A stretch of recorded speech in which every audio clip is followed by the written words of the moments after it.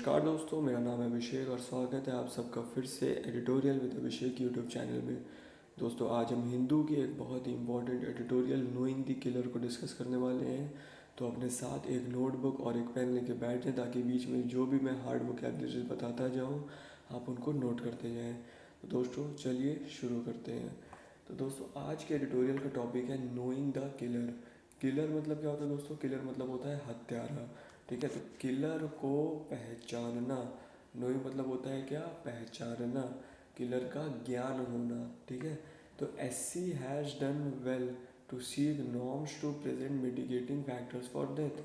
SC यहाँ कौन है दोस्तों? एससी मतलब है सुप्रीम कोर्ट। सुप्रीम कोर्ट ने बहुत प्रयास किए हैं टू सीक। सीक मतलब क्या होता है? किसी चीज़ की मांग करने को हम लोग सीक कहते हैं।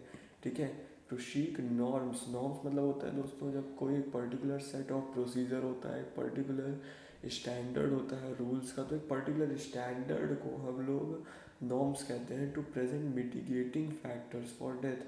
अब दोस्तों, मिटिगेटिंग फैक्टर्स मतलब क्या होता है? मिटिगेटिंग फैक्टर्स उन फैक्टर्स को कहते हैं या फिर उन कुछ ऐसे तथ्य होते हैं, कुछ ऐसे फैक्ट्स होते हैं जो किसी भी क्राइम की सीवियरिटी को कम कर देते हैं। ठीक है, किसी भी हीनस क्राइम की, किसी भी ग्रूसम क्राइम है अगर, तो कुछ ऐसे तथ्य या फिर कुछ ऐसे फैक्ट्स जो कि उनकी सीवियरिटी को कम कर दें, उनको मिटिगेटिंग फैक्टर्स कहते हैं। तो मतलब कि इस ओवरऑल सेंटेंस का क्या मतलब है? सुप्रीम कोर्ट ने अपने तरफ से बहुत प्रयास किए हैं कुछ ऐसे स्टैंडर्ड्स की मांग करने के लिए जो कि डेथ पेनल्टी के लिए मिटिगेटिंग फैक्टर्स को प्रेजेंट कर सकें।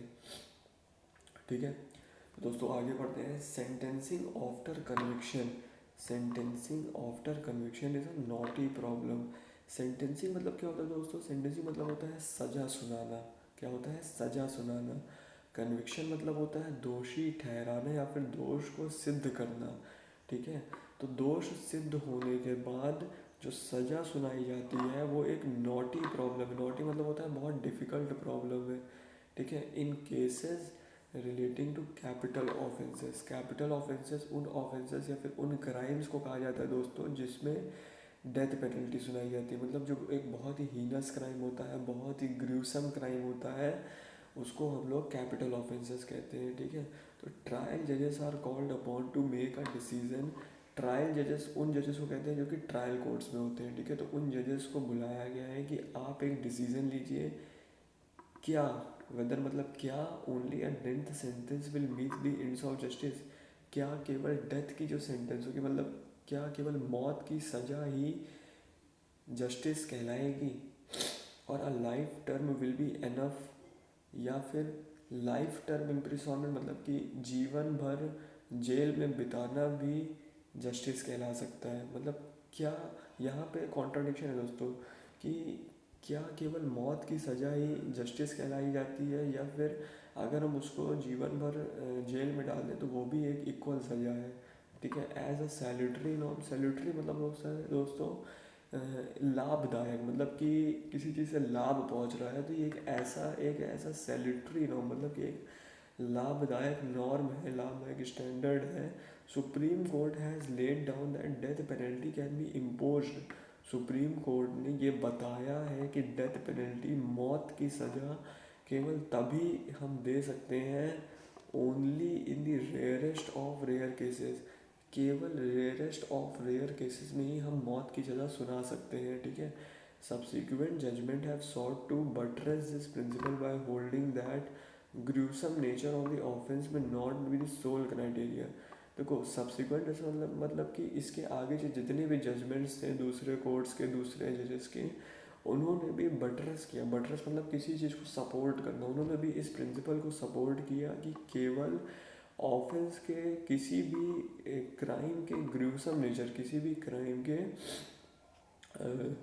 ग्रूसम मतलब होता है दोस्तों कि कितना ज़्यादा वो हीनस है, कितना ज़्यादा वो भीषण क्राइम है, कि कितना ज़्यादा क्राइम भीषण है। केवल इसके बेसिस में हम ये मौत की सज़ा नहीं सुना सकते। केवल ये सोल क्राइटेरिया नहीं होना चाहिए कि decide whether it brings it under the rarest of rare category. क्या कि मतलब कोई भी क्राइम कितना हीनस है, कितना ग्रूसम है, केवल इसके बेसिस में हम ये नहीं डिसाइड कर सकते कि ये क्राइम जो है रेयरेस्ट ऑफ रेयर केस के अंदर आएगा। ठीक है, the offender His socio-economic background and his state of mind are also key factors in this regard. Offender मतलब जो दोषी होता है, फिर उसके बाद द सोशियो इकोनॉमिक बैकग्राउंड, उसकी जो सोशियो और इकोनॉमिक बैकग्राउंड है उसको भी कंसिडर करना पड़ेगा। उसकी क्राइम करते समय क्या स्टेट ऑफ माइंड थी, मतलब किस किस मानसिकता में था उस समय, उसको भी कंसिडर करना पड़ता है। तो ये तीनों फैक्टर्स जो हैं और प्लस जो तुम्हारा मेन फैक्टर है, उन सभी को मिला के एक साथ कंसिडर करेंगे, तब हम एक पर्टिकुलर डिसीजन में आ सकते हैं कि क्या लाइफ इम्प्रिजनमेंट देना है या फिर डेथ पेनल्टी देना है। ठीक है। In practice the sentencing part of the trial takes place after the court records a conviction. देखो एक्चुअली में होता क्या है कि जब कोर्ट कन्विक्शन रिकॉर्ड कर लेते हैं, मतलब कोर्ट में ये सिद्ध हो जाता है कि ये दोषी है, उसके बाद ही सेंटेंसिंग पार्ट जो होता है वो टेक प्लेस होता है। मतलब सेंटेंसिंग उसके बाद ही सज़ा सुनाई जाती है, मतलब एक बार दोष सिद्ध हो जाता है उसके बाद ही एक्चुअल में सज़ा सुनाई जाती है। It is often done on the same day as the verdict. Verdict मतलब होता है जब जज द्वारा कोई ऑर्डर दिया जाता है उसको हम लोग वर्डिक्ट कहते हैं। ठीक है। तो सेंटेंसिंग जो होती है वो बेसिकली इसमें कहा जा रहा है कि वो उसी दिन होती है जिस दिन कन्विक्शन होता है, मतलब जिस दिन दोष सिद्ध हो जाता है उसी दिन आपको सज़ा भी सुनाई जाती है, with only some limited arguments being heard on the mitigating circumstances from the convict side. अब दोस्तों यहाँ पे बहुत ही इंपॉर्टेंट चीज़ है, एक्चुअली इसी को लेके मेन मुद्दा जो है वो यही है कि भैया के जो कन्विक्ट साइड होता है, मतलब जो आरोपी पक्ष होता है, उसके तरफ से केवल कुछ ही मिटिगेटिंग फैक्टर्स को हम लोग उसे उसके तरफ से केवल कुछ ही मिटिगेटिंग फैक्टर्स को जजेस द्वारा लिसन किया जाता है। मिटिगेटिंग फैक्टर्स फिर से वो फैक्टर्स या फिर वो तथ्य जो कि किसी क्राइम की सीवियरिटी को कम कर दें। ठीक है। मतलब कन्विक्ट जो होगा, जो आरोपित होगा, वो जनरली आपको पता होगा कि कुछ ऐसे फैक्ट्स बताएगा, कुछ ऐसे तथ्य बताएगा जिससे कि वो अपने ऊपर लगाए गए इल्ज़ाम के भीषणता को, मतलब उसके सीवियरिटी को कम कर सके। ठीक है। It is often done on, ठीक है, यहाँ पर उसके बाद क्या था, and on the aggravating circumstances from the prosecution. और प्रोसिक्यूशन मतलब क्या होता है दोस्तों, अभियोग पक्ष। अभियोग मतलब जिसने आरोप लगाया उसके तरफ से जो तथ्य आएंगे, उसके वो अपने तरफ से जो फैक्ट्स बताएगा, वो जनरली कौन कौन से फैक्ट्स होंगे, एग्रावेटिंग फैक्ट्स होंगे। मतलब कि ऐसे पक्ष जिससे कि आरोपी जो है वो उसके ऊपर जो सीवियरिटी है वो और ज़्यादा बढ़ सके। मतलब एक तरफ से कन्विक्ट साइड है और एक तरफ आपका अभियोग पक्ष है जो आरोप लगा रहा है, और एक तरफ आपका आरोपित पक्ष है जो कि जिसके ऊपर आरोप लग रहा है। तो वो आरोपी पक्ष जो होगा वो दोस्तों वो फैक्ट प्रेजेंट करेगा जो कि मिटिगेटिंग फैक्टर्स होंगे, जो कि उसके क्राइम को सीवियरिटी को कम कर दे। और जो आपका अभियोग पक्ष होगा वो ऐसे कुछ फैक्ट्स प्रेजेंट करेगा जज के सामने जिससे कि आरोपी जो है उसके क्राइम की सीवियरिटी बढ़ जाए। ठीक है। अब दोस्तों इसके नीचे आते हैं, द लेटेस्ट ऑर्डर ऑफ 3 जज बेंच। दोस्तों कहाँ पे था, हाँ, तो लेटेस्ट ऑर्डर ऑफ अ 3 जज bench referring to a constitution bench the issue of granting a meaningful opportunity to convict on the question sentence is a big stride in humanising the sentencing process. दोस्तों अभी जो एक latest order आया 3 जज bench का to the issue of granting a meaningful opportunity to convict, जिसमें यह कहा गया है कि जो आरोपी पक्ष हो उसको भी इक्वल अपॉर्चुनिटी मिलनी चाहिए, ताकि वो जितनी अपॉर्चुनिटी अभियोग पक्ष को मिली है उतनी ही अपॉर्चुनिटी जो है वो आरोपी पक्ष को भी मिलनी चाहिए कि अपने भी वो मिटिगेटिंग फैक्टर्स, अपने भी कुछ वो फैक्ट्स बता सके, ताकि जो मतलब जो इक्वालिटी हो, जो बेसिकली हम कह सकते हैं कि दोनों को इक्वल अपॉर्चुनिटी मिलेगी तभी एक बेटर जजमेंट निकलेगा। ठीक है। Is a big STRIDE. STRIDE मतलब होता है दोस्तों उछाल, छलांग। ठीक है। तो ये एक बहुत बड़ी छलांग है इन ह्यूमनाइजिंग दी सेंटेंसिंग प्रोसेस। सज़ा देने के प्रोसेस में ये एक बहुत बड़ी छलांग है। ठीक है। दोस्तों इसके आगे क्या लिखा है, same day sentence has been upheld. Upheld मतलब सपोर्ट करना। ठीक है। Same day sentencing, same day sentencing मतलब दोस्तों क्या है, जिस दिन आपको आपके दोस्त को सिद्ध कर दिया गया है उसी दिन आपको सज़ा सुनाई जा रही है, तो मतलब सेम डे सेंटेंसिंग, उसी दिन सज़ा सुनाने की प्रक्रिया को बहुत जजमेंट्स द्वारा अपहेल्ड किया जा रहा है, मतलब सपोर्ट किया जाता है with the Supreme Court often saying where a meaningful opportunity has been given to the convict to present mitigating factor. जहाँ पे सुप्रीम कोर्ट भी हमेशा सपोर्ट करता है कि भैया जो कन्विक्ट साइड है, जो आरोपी पक्ष है, उसको भी इक्वल अपॉर्चुनिटी मिलनी चाहिए अपने कुछ फैक्ट्स बताने के लिए, अपने कुछ मिटिगेटिंग फैक्टर्स को प्रेजेंट करने के लिए। Mere fact that death was awarded on the same day would not vitiate the sentence. केवल यही होना चाहिए कि जो भैया जो डेथ जो है वो अगर सेम डे अवॉर्ड कर दी जाएगी, मतलब जिस दिन आपने क्राइम किया, जिस दिन आपका दोष सिद्ध हुआ, उसी दिन आपको सज़ा भी सुनाई दे जा रही है, तो इससे विडिटेट, मतलब विडिटेट क्या होगा, जो सज़ा देने की प्रोसेस है वो विडिटेट नहीं होगी। विटिएट मतलब होता है दोस्तों करप्ट करना, किसी चीज़ को मतलब बहुत ज़्यादा करप्ट करना, तो वो करप्ट नहीं करेगी, ठीक है। उसके आगे क्या है दोस्तों, some High Courts have given a chance to convict to present mitigating factor.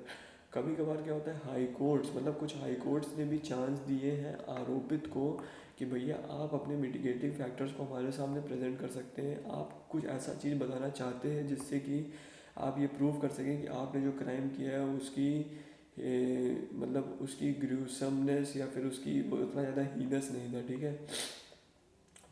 Present thinking however is veering towards the view that courts must elicit reports. Present thinking, जो इस समय की करंट थिंकिंग है वो क्या कहती है, वो वीरिंग मतलब दोस्तों किसी तरफ मुड़ाव होना, मतलब वो वीरिंग टुवर्ड्स द व्यू, वो इस व्यू की तरफ मुड़ रही है कि कोर्ट्स को इलाइसिट, कोर्ट्स बट इलाइसिट, इलाइसिट मतलब किसी चीज़ की मांग करना दोस्तों, मतलब उस किसी चीज़ को ऑब्टेन करना, ठीक है। इलाइसिट रिपोर्ट्स होनी जेल अथॉरिटीज़, मतलब कि उसको जेल अथॉरिटी से सभी रिपोर्ट्स लेनी चाहिए। प्रोबेशन ऑफिसर्स दोस्तों इन्वेस्टिगेशन ऑफिसर्स को कहते हैं, उनसे सभी रिपोर्ट्स लेनी चाहिए, तो मतलब कोर्ट्स को इन सब से रिपोर्ट्स एक्सेस करनी चाहिए। Even trained psychologist to assess the mitigating factors in favour of not imposing the death penalty. अब यहाँ पे दोस्तों बहुत ही इंपॉर्टेंट पॉइंट लिखा है कि सुप्रीम कोर्ट क्या होती है कि वो चाहती है कि भैया हम इन्वेस्टिगेशन ऑफिसर से, हम साइकोलॉजिस्ट से, हम जेल अथॉरिटी से जितने भी पॉसिबल वे हो सकते हैं उनसे सभी रिपोर्ट्स, सभी इन्वेस्टिगेशन की सभी रिपोर्ट्स को हम लाएंगे और उनको एक्सेस करेंगे। उनको हम लोग बेसिकली हम लोग उनको एक्सेस करके उनको हम लोग एक तरीके से उसके ऊपर थिंक करेंगे कि जितने मतलब सुप्रीम कोर्ट ज़्यादा से ज़्यादा क्या करना चाहती है कि डेथ पेनल्टी को बचाना चाहती है। वो ज़्यादा से ज़्यादा केसेस में डेथ पेनल्टी को बचाना चाहती है और डेथ पेनल्टी की जगह वो लाइफ इम्प्रिजनमेंट में ज़्यादा फेवर करती है, ठीक है। कम से कम डेथ पेनल्टी मिले वही इसका मेन फोकस है। In its referral order the bench is also raise the question as to stage at which mitigating factors are to be presented.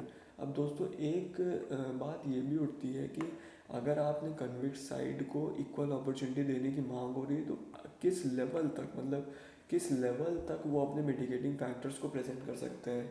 क्या वो केवल ट्रायल कोर्ट्स तक, या क्या वो हाई कोर्ट में भी प्रेजेंट कर सकता है, क्या उसको सुप्रीम कोर्ट में भी अधिकार होना चाहिए। तो ये सब भी एक प्रॉब्लम है। इसके आगे क्या है दोस्तों, it has noted that scales are tilted against the convicts now. Against the convicts now मतलब कि कन्विक्ट्स के अगेंस्ट में पलड़ा है, मतलब कि इस समय पलड़ा किसके तरफ भारी है, इस समय पलड़ा भारी है अभियोग पक्ष की तरफ, मतलब जो आरोप लगा रहा है उसके तरफ पलड़ा भारी है, क्योंकि उसको क्या बोल रहा है, are able to speak about the mitigating circumstances because they are able to speak about, क्योंकि जो आरोपी पक्ष होता है उसको हम कह सकते हैं कि उसको ज़्यादा चांस मिलता है, और जो कन्विक्टेड होता है, मतलब जिसके ऊपर आरोप लगा है, उसको हमेशा कम चांस मिलता है अपने फैक्ट्स को बताने के लिए। Prosecution on the other hand presents it's case from the beginning on how heinous the crime was. और जो प्रोसिक्यूशन होता है, मतलब जो आरोपित होता है, प्रोसिक्यूशन मतलब कि जो आरोप लगा रहा है उसको हमेशा से ही ज़्यादा चांसेस मिलते हैं कि वो अपने फैक्ट्स को बता सके, वो आरोप लगा सके कितना ज़्यादा हीनस क्राइम था, कितना ज़्यादा क्राइम जो था वो हीनस था, कितना ज़्यादा भीषण था, तो उसको हमेशा ज़्यादा चांस मिलता है। और यहाँ पे यही बात करेंगे, उसको हमेशा ज़्यादा चांस मिलता है और जो आरोपित पक्ष होता है उसको हमेशा कम चांस मिलता है, ठीक है। तो हाउ मच द एस्यूज डिजर्व मैक्सिमम पनिशमेंट, कितना ज़्यादा उसको पनिशमेंट मिलनी चाहिए, वो हमेशा उसको बताने की ज़्यादा चांस मिलती है। कॉन्स्टिट्यूशन बेंच में come up with new guidelines under which the trial court themselves can hold a comprehensive investigation. Constitution bench को क्या आना चाहिए, कॉन्स्टिट्यूशन बेंच में come up with new guidelines, constitution bench को नई गाइडलाइंस बनानी चाहिए under which the trial court themselves can hold a comprehensive investigation, मतलब कि जिसमें ट्रायल कोर्ट्स खुद ब खुद एक कॉम्प्रिहेंसिव इन्वेस्टिगेशन कर सके, जहाँ पे वो जो कन्विक्ट है उसकी अपब्रिंगिंग के बारे में स्टडी कर सके, उनकी एजुकेशन कैसी रही पास्ट में, उनकी सोशियो इकोनॉमिक कंडीशंस कैसी थी, ऑफेंडर की, और पनिशमेंट डिसाइड करने से पहले ही वो सब इन फैक्टर्स पे सोच विचार कर सकेगा। Legal and moral dilemma of sending someone to gallows. ठीक है, डिलेमा मतलब होता है जब आप कोई चीज़, जब आप कंफ्यूजन में होते हैं उसको हम लोग डिलेमा कहते हैं। गैलोज मतलब होता है किसी को फांसी फांसी चढ़ाना। ठीक है, तो legal and moral dilemma of sending someone to gallows मतलब कि जब कोर्ट्स, जब आप जज के पर्सपेक्टिव से देखिए, जब जज को किसी को डेथ पेनल्टी सुनाना होता है, या फिर किसी को उसको डिसाइड करना होता है बेसिकली कि हम इसको डेथ पेनल्टी सुनाएं या फिर हम इसको जेल में बंद करने की सज़ा सुनाएं, तो उस समय उसके अंदर एक बहुत ही एक कन्फ्यूज़न होता है, मोरल डिलेमा होता है, मानसिक डिलेमा होता है, और एक कानूनी डिलेमा होता है। दो तरीके का डिलेमा होता है, दो तरह के कन्फ्यूज़न होते हैं कि भैया क्या हमको एक्चुअली में इसको डेथ पेनल्टी देनी चाहिए, क्या हमको इस एक्चुअली में इसको फांसी की सजा देनी चाहिए। Of course is subsist only as long as death penalty remains on the statute book. अब दोस्तों स्टैट्यू बुक जो होती है वो इंडिया में उस बुक को कहते हैं जिसमें इंडिया के सभी लॉज जो है वो कंबाइंड फॉर्म में एक जगह लिखे हैं। ठीक है, तो बेसिकली यहाँ ये बोला जा रहा है कि ये डिलेमा जजेस के माइंड में तब तक रहेगा जब तक ये डेथ पेनल्टी वर्ड जो होगा वो अपने कानून की किताब में लिखा रहेगा। तो दोस्तों आशा करता हूँ आपको ये समझ आया होगा। अगर मुझसे थोड़ी बहुत भी गलती हुई तो उसके लिए माफ़ कर दीजिए। दोस्तों धन्यवाद।